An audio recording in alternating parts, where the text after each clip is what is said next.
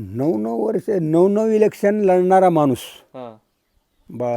काय बाळासाहेब थोरात काय हम्म. पडला. हम्म. तसे मातबर लोकच कसे पडतात. आता ही केजरीवाल, हां.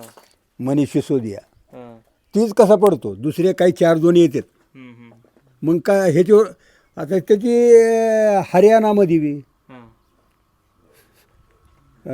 इलेक्शनमध्ये व्हायच्या आधी काँग्रेस येणार काँग्रेस येणार काँग्रेस येणार. पहिले ती बॅलेट पेपरची काय म्हणते पोस्टल गिनती होती. हां.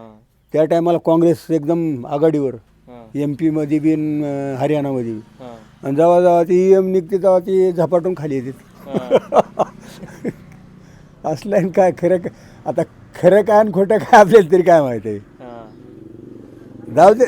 नाही आपण मतमोजणी तर बघतो ना TV वर म्हणा मोबाईलमध्ये. बॅलेट पेपरची गिनती झाली त्यावेळेस पोस्टलची गिनती झाली. काँग्रेस सगळ्या ह्याच्यात लीडमध्ये होतं. हां. आणि जेव्हा EM खोलली तर काँग्रेस माघारी येते. लोकांमध्ये डाऊट आहे या गोष्टीवर. डाऊट तर आहे पक्का 100% डाऊट.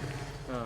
आता हे साधे लोक तर दुसऱ्याचं ऐकून बोलत असते, पण केंद्रातले मोठे मोठे लोक बी म्हणतात की मध्ये घोटाळा आहे.